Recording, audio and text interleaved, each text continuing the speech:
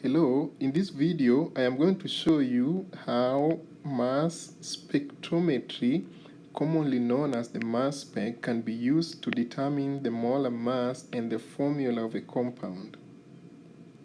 The way it works is such that the sample is first vaporized and then ionized. Ionization can be achieved by bombarding the sample with a beam of high energy electrons that are going to cause an electron to be ejected from the sample being analyzed and transform that sample into a radical ion. The masses of the ions are then detected and graphed.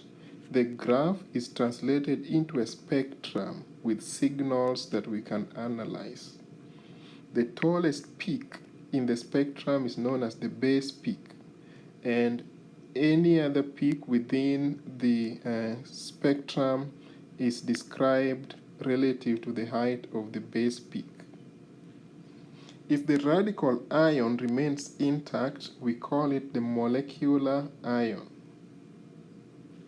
represented as M plus dot, or we can call it the parent ion.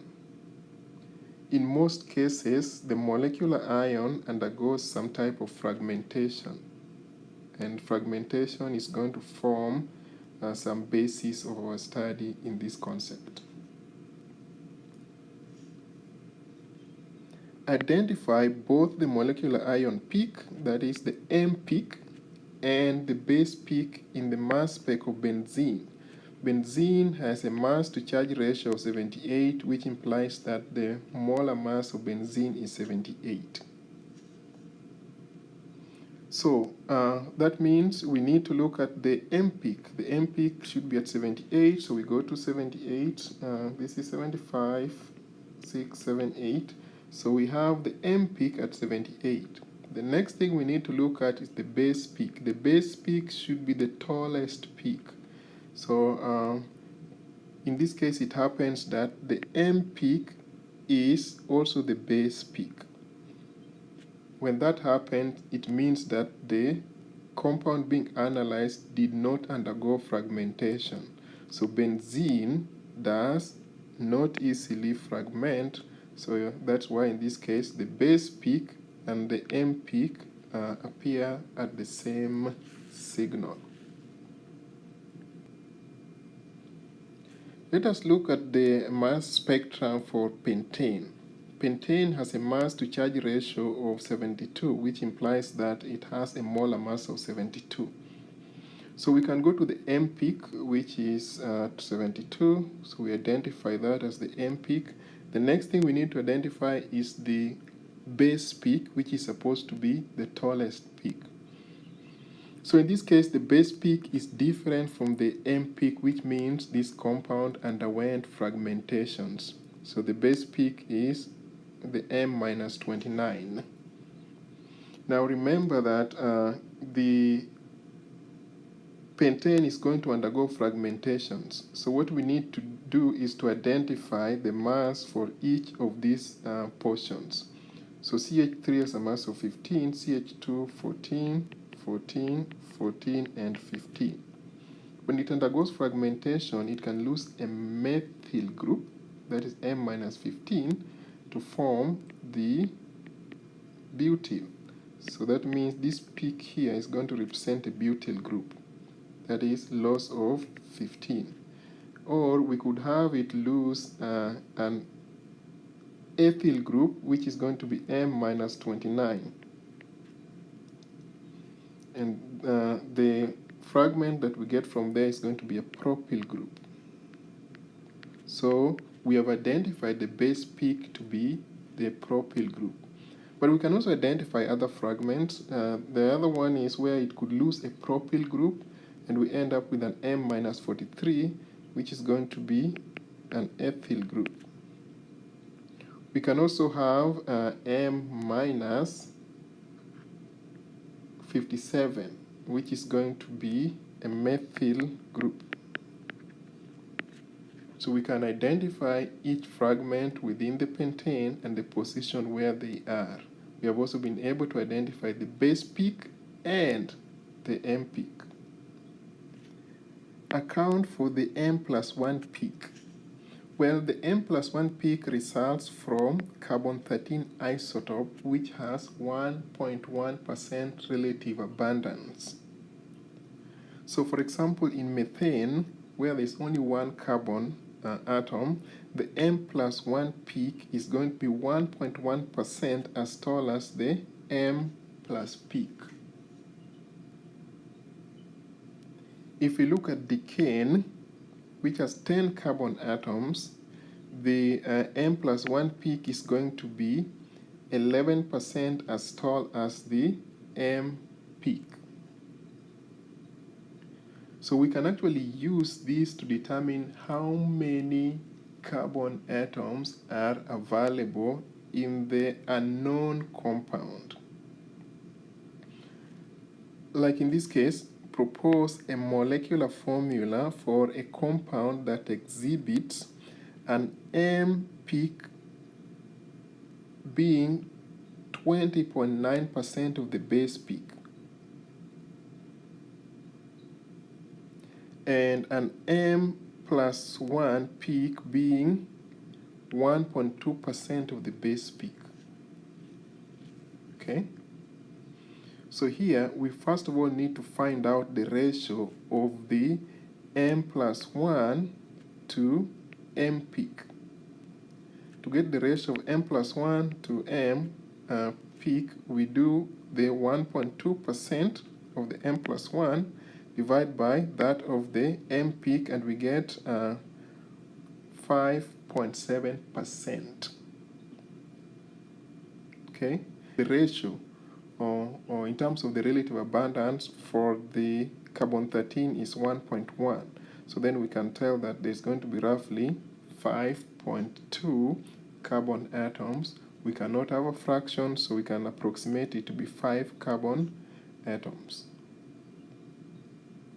So for a compound that has a mass of 86, because that is the mass to charge ratio for the compound we're analyzing, we are going to say that 5 times 12, because carbon has a mass of 12, gives us 60.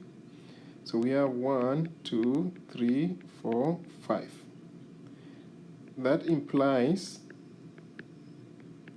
if we assume this is an alkane and we add hydrogen atoms to each of the bonds that are missing atoms, you're going to have 1, 2, 3, 4, 5, 6, 7, 8, 9, 10, 11, 12. So 60 plus 12 is 72. The mass is 86, so there must be another atom or other atoms that are not hydrogen atoms.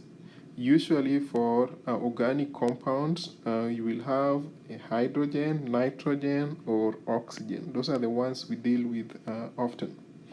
So what we are going to do is we are going to assume that the other compound could be a nitrogen or an oxygen. But if we look at the molecular mass of 86, it implies that what we are lacking could only be one atom, either nitrogen or oxygen. Anytime when we add an odd number of nitrogen atoms, the molar mass is going to be an odd number because it adds one extra hydrogen atom, which increases the mass by 1.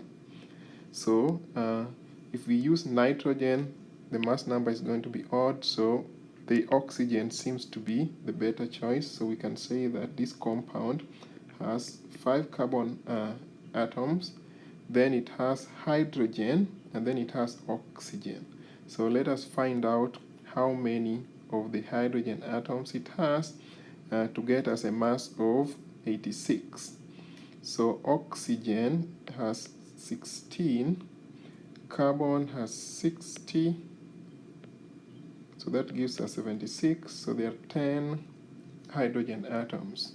So we can say the formula is C5 H10, and oxygen. Account for the M+2 peak in a molecule containing chlorine. So let us look at an example like chlorobenzene.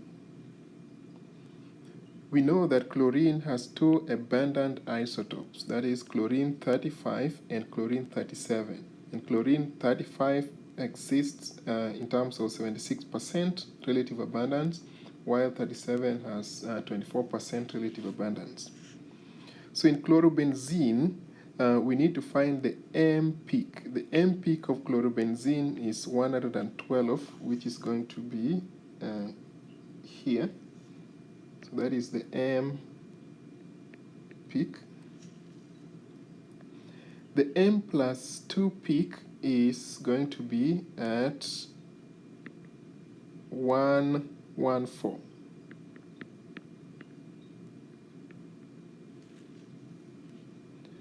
So because of the relative abundance, the 24% and 76%, one of them is going to be about 1/3 of the other. So when you look at an M+2 peak, where the M+2 peak is approximately 1/3 as tall as the M peak, then we can tell that that compound contains a chlorine. That is one of the signatures that we use to identify whether the compound has a chlorine or not. M+2 peak, where the ratios are 1/3.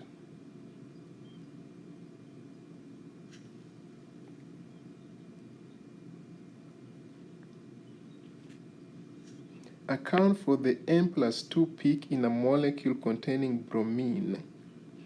Just like chlorine, bromine has two abundant isotopes, but the relative abundance differ. Bromine 79 exists at 51% relative abundance, while bromine 81 exists at 49% relative abundance, which means they're about 50-50. So if we analyze the M peak and the M+2 peaks, the ratios are going to be almost the same. So anytime you see peaks where we have the M peak and the M+2 peak being almost of the same levels, then we can tell that that compound contains a bromine. Describe why a high-resolution mass spec is considered appropriate for differentiating between the masses of the two compounds below, while a low-resolution mass spec is not. Well, a high-resolution mass spec usually measures the mass-to-charge ratio up to 4 decimal places, and it does so by incorporating the exact masses and the natural abundances for each element in the compound. And when it does so, it can be able to accurately determine the differences to the 4 decimal places, which is not achievable with the low resolution mass spec. So with the low resolution mass spec, the molecular weight is going to be 84 here, and the molecular weight is also going to be 84 in the other one. Practice exercise. What are the 2 possible structures of the unknown compound with the given spectral data? So by analyzing our IR, we can tell that there's a carbonyl. The other thing we can look at is whether we have an alkane, an alkene, or an alkyne. And because none of these is more than 3,000, we can tell there's a CH bond in which that carbon is sp3 hybridized. That is all we can get from the IR. If we go to the mass spec, we can get our M plus, and the M plus gives us a mass of 86. So it means we do have a carbonyl, and the total mass is 86. Carbon and oxygen, oxygen has a mass of 16 plus carbon 12 is 28. So we get 16, we get 8, 7 minus 2 is 5. So we get 58 to account for. Which means if we try to have 4 carbon atoms will be appropriate, because 5 carbon atoms will be 5 times 12, which is 60. It's more than that. So we have 4 carbon atoms. So we can have it that way, like that. So the structure would be that one, or we can have the structure to be, let's say we have the carbonyl, could have it that way. So it could be that, or we could have it that way.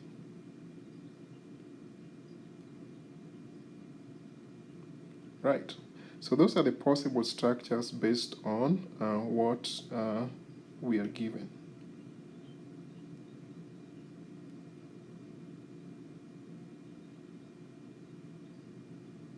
Thank you for watching.